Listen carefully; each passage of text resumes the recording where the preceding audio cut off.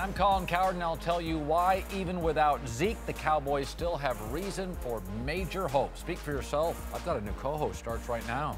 How about that? Two Seattle peeps. I know, and you're going with the Rams. And a Ram, yeah. and a Jet. We've got a lot to talk. First of all, thank you for having me. I'm Carissa Thompson. I'm in for Whitlock today, as you mentioned. Thank you for having me. Colin and I are joined today by Hall of Famer Eric Dickerson and former NFL coach Eric Mangini, who I'm so happy to see. It's been a long time since I've seen all of you guys.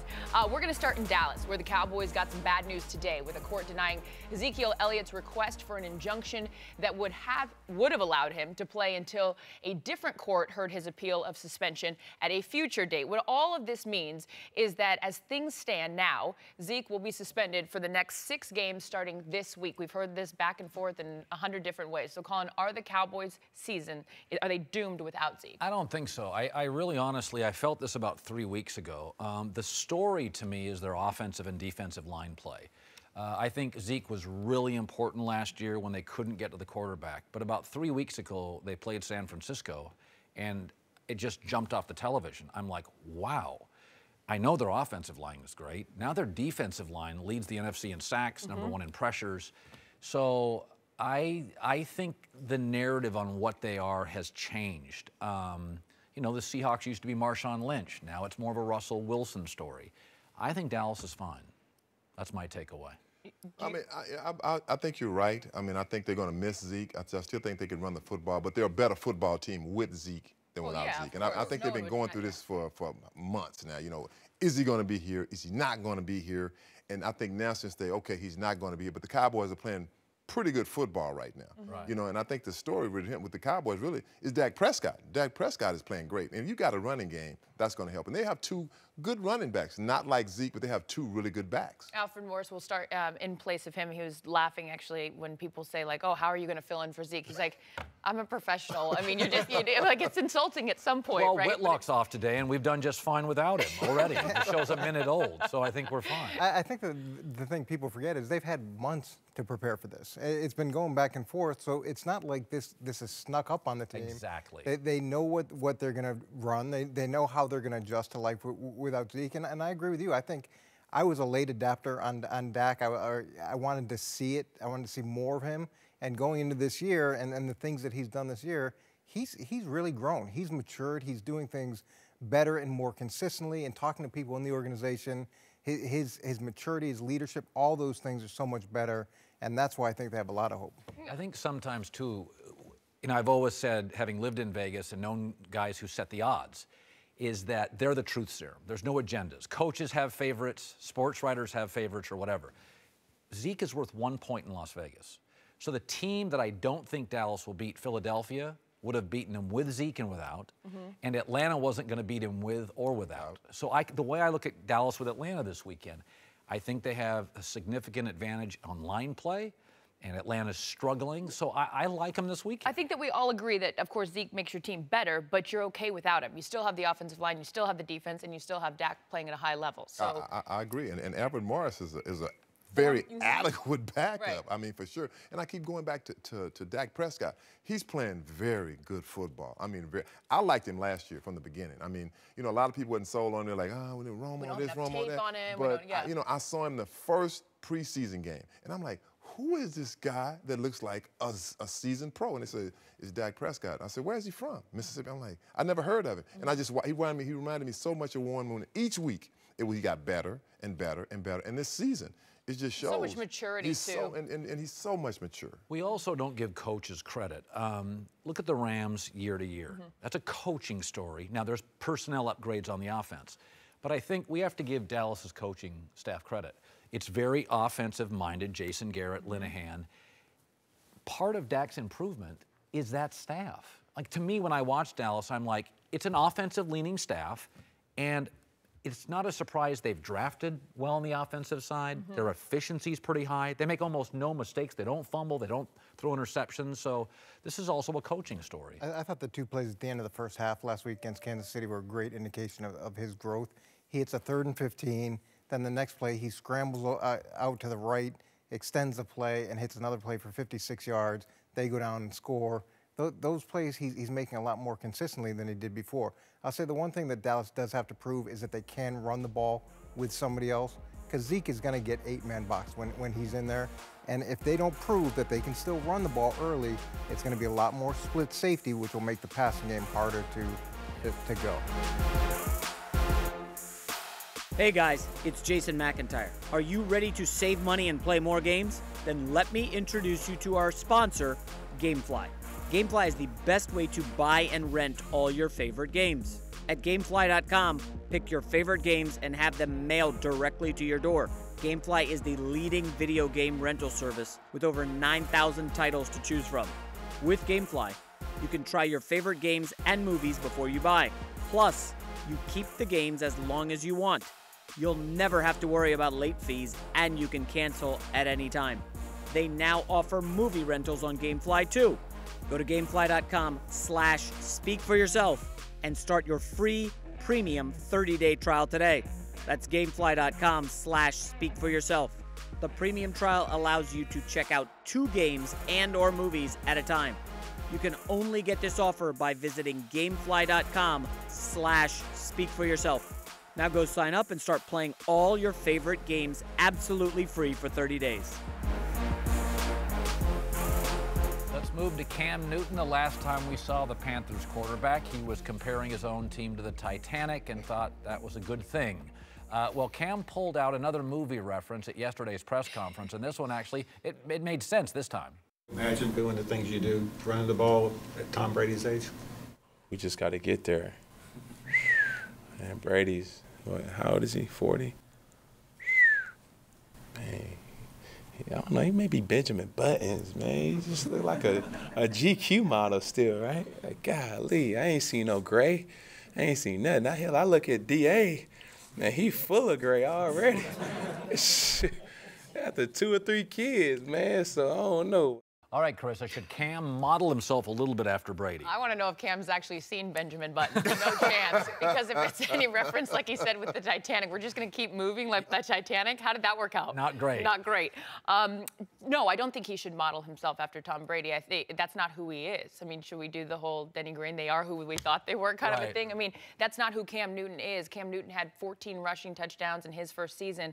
I think Brady's had 17 in his whole career. These are very different quarterbacks. And look, should he make some adjustments? We saw it last year with him in terms of staying healthy. And when he gets outside the pocket, he's vulnerable, and that puts his team in jeopardy. So there's certain things he can do to make sure that he doesn't put himself in a compromising position, but I don't think that he should try to be Tom Brady. That's not who he is. I know, it almost sounds very Tony Robbins, but really quarterback, it's almost like this for actors. Be the best you. Like Tom is just the best Tom. And it may look a little like Joe Montana in the accuracy, but I mean, you know, if Cam was going to model himself after anybody, it would be somebody, I would think Ben Roethlisberger, who is, because that's his skill set. He is big, he throws well in the run, you can do some zone read.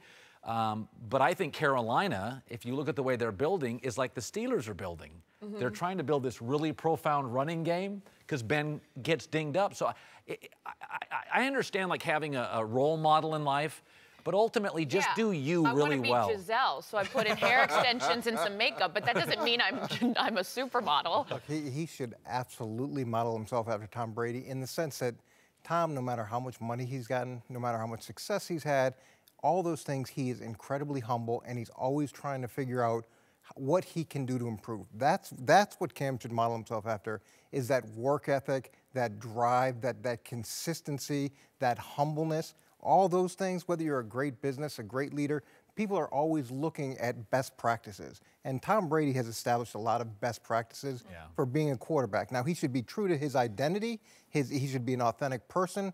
But the way Tom operates, yes, model yourself 100%. Did you tell young players, look at what Brady's doing? Yeah, you look.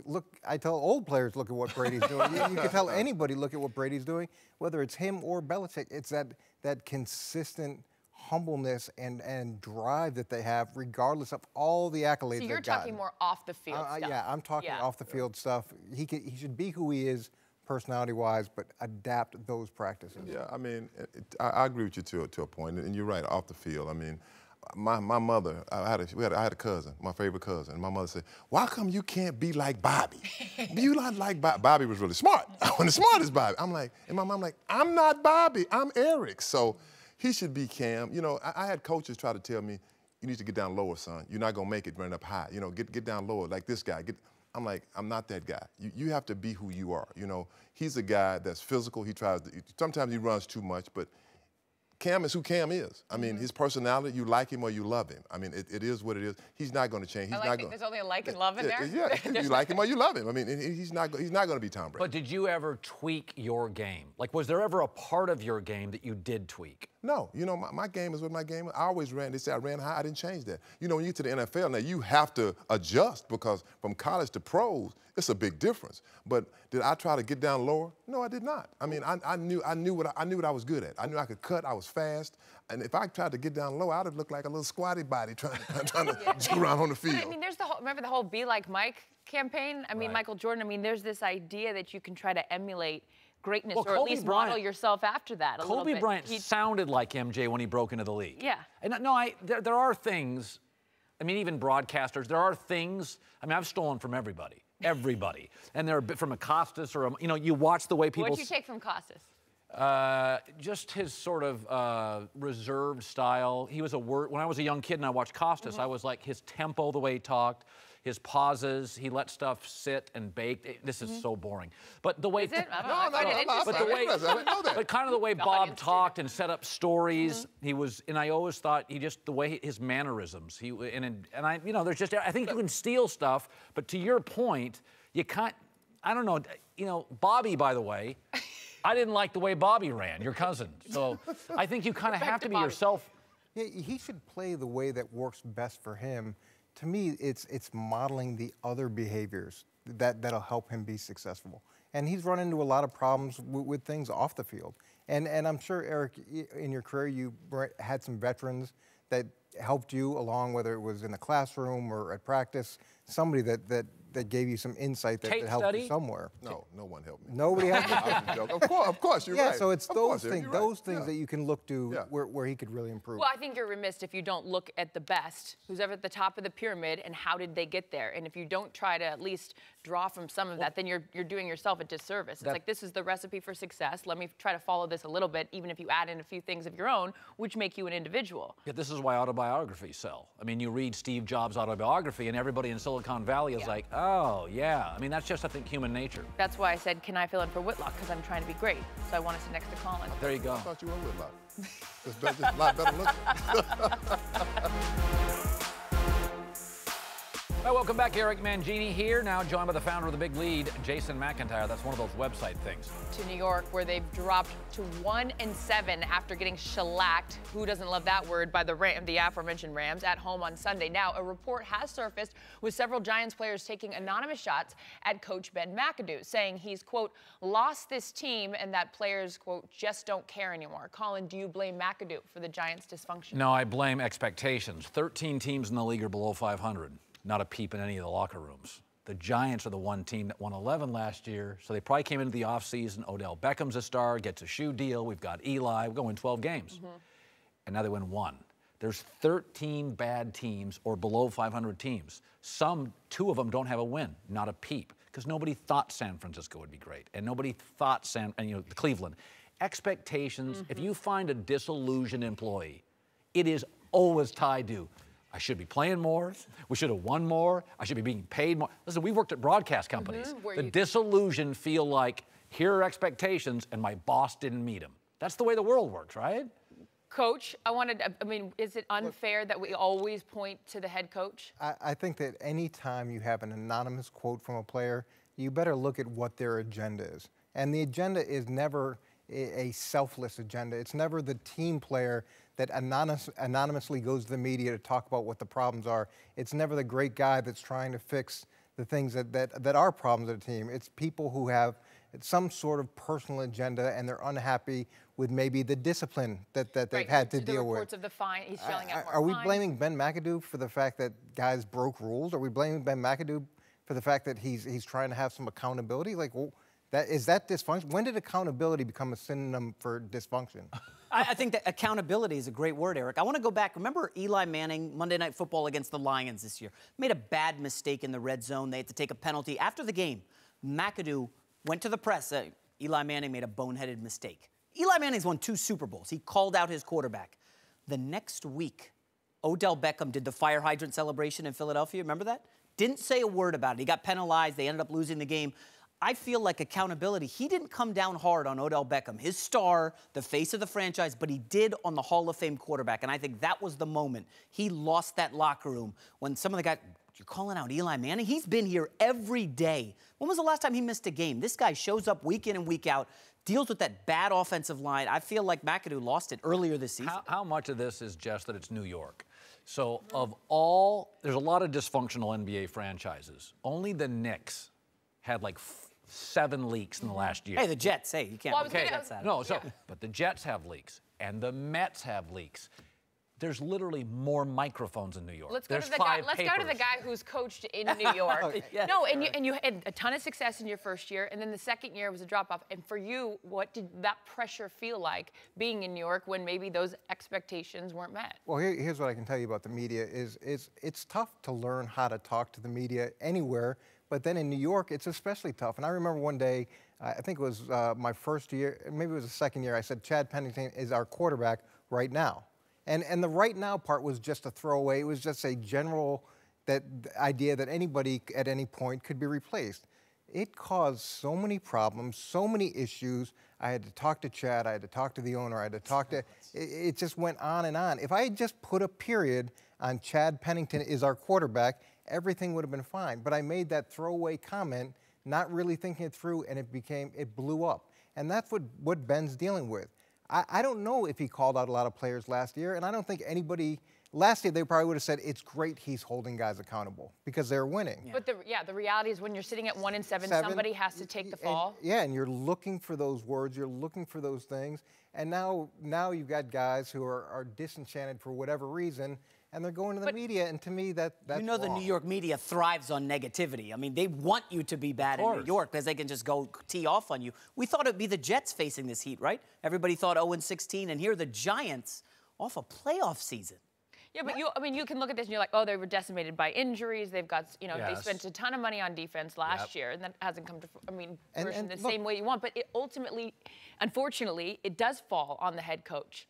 I'm not taking him off the hook. Everybody has accountability, and he definitely has to share the brunt of that accountability or take the brunt of that accountability. But I think when we start going towards these comments and lost the locker room and make those blanket statements, it's wrong. It's not true, and it's just When are we getting the dreaded vote of confidence from the GM or the owner? When is that coming? Well, Landon Collins came out and defended him and said, hey, I mean, these comments are anonymous. Don't you love an anonymous quote, by the way? Those are amazing. But they're the best. Yeah. Anonymous. All right, welcome back. Eric Dickerson is back, joined now by former NFL player, scout, Bucky Brooks. Good to have you back. Good to see you. And I'm Moved Jason to Jacksonville. We don't talk about Jacksonville much, but we saw A.J. Green got tossed from last week's Bengal-Jags game after putting a suplex on Jalen Ramsey. You love that move. I really do. Who had been trash-talking him all game. Green was fined $42,000 for the brawl. Yikes. Ramsey addressed the incident and did not mince words. I told him almost every play that he was weak, that he was soft. That demonstrate facts. He just couldn't handle the truth. It was facts. Told him that his time almost up. Told him that it was easy, which it was. He had 1 catch for 6 yards. I was just out there spitting facts to him. So he got mad. My favorite is that he says they're facts. Trash talking good for the league? You've known me for how long? Yeah, 10 years. Yeah. What do you think I'm going to say to this? Yeah, you of course, I love trash talking. I'll trash talk an Uber driver. I mean, I grew up watching Gary Payton. I mean, I think it's great for the game. I think that competition. We did an interview with Josh Norman on our show a couple weeks ago, and he made jokes about, well, Dez tries really hard. Like, I think that's funny. Like, I think it's funny. Like, I think it's good for the game. So yes, I think it's good for the game. I worry that trash talking becomes taunting. It doesn't matter if it's a football field or a bar. Trash talking ends up in fights. That's how you get into a fight in a bar. Yeah, fights. That's why we like to And I think that's bad optics for the league. That's what I worry about.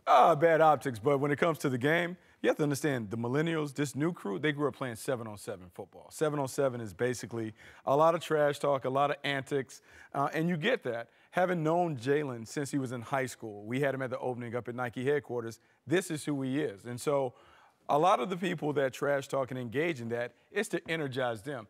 Yeah, it's to mess with the opponent. You really feed off of the energy of it. So I'm not necessarily worried about it. In Jalen's case, yes, you have to keep it under control. The referees have to make sure they monitor it doesn't go over the line. But in terms of talking, you have to talk. You feed off of that. Man, I think it's the best. I mean, and I'm an offensive player because some of it is funny. I mean, what he said was just funny. I mean, look, and I'm sure where he said it, look, you over the hill. You know, why are you even out here? I mean, and as a player, you're like, man, I want to, you know what I Who was the biggest trash talker to you? LT. I would be terrified. Let me tell you a story, if I got time. Well, yeah. I mean, so if you get cut off, Ricky Jackson, he tells me they play the Houston Oilers, and they've got Hayward Jeffries and I forgot the other receiver. Ernest Givens. And this was a physical defense. He said, Eric, we were hitting them, and we were hitting them hard too. So he said that we had knocked out, I think, Ernest Givens. And he said, Hayward Jeffries comes over to our huddle, our defensive huddle. He said, you know what? Y'all need to stop this hitting hard. He said, hey, I can't say, hey, sucker, you next. We're going to knock you out next. He said he didn't catch another pass. He said he didn't catch one more pass. So I think it's great for the league. It really is good. It's because it's funny, too. You have to laugh at some of it. Well, you know, what's interesting, though, they introduced more celebrations this year, and my takeaway was, oh, boy, this will go sideways. And it hasn't. No. The players have been pretty responsible. Yeah. And I think it's fun. I think, like, we see Seattle, you see, like, remember the bobsled, was it Pittsburgh or whoever it was? Like, it's fun. Like, you know, why not? This is a game. Can we go back to the fact that this is a game? But, you know, it doesn't work in the baseball culture or the golf culture. It's big in basketball. Yeah. Is football kind of accepted? I mean, I think so. Like, I go back to the high school game, having been around it and still continue to be around it. This is what they do. Like, when we talk about 7-on-7 and the phenomenon that happens in the off season, this is how they engage. You see guys throw the ball up in the stands, they punt it, they talk, they pick, they do different dances and celebrations. This generation of player, they grew up in that environment. So you have to let them be who they are. You have to keep it in check. We have to talk about it, talk to them all the time. But in terms of engaging in banner, this is all they know because they've been doing it since they're 7, 8 years old. How about that? You're not a rule breaker. You're a rule guy. I am. Yes, you go 55 and the speed limit's 55. That's what you do. I bungee jumped once. And I can remember thinking halfway down, this is the worst decision of my life. I jumped off a bridge with a small, thin rope. I'm it was a terrible shocked decision. that you went bungee jumping. I know, I did. We don't have time to get into that. I wish we did. Well, welcome back, everybody. You had a nice, healthy glow there. No kidding. It's amazing what editing can do. I'm filling in for Jason Whitlock. He is Jason McIntyre, and we are joined now by Fox NBA analyst Chris Broussard. So let's get to the NBA, where the Celtics continued their hot start last night, taking down Lonzo Ball and the Lakers in Boston. Lonzo once again struggled from the field, shooting just 4 of 15, and after the game admitted that his cold shooting is starting to get to him. Is it reps as much as anything shooting? Because you shot it well at UCLA last year, and people didn't think you would. So what's the difference? Is it 3 points? I think it's just in my head, to be honest. I mean, I know I can shoot the ball.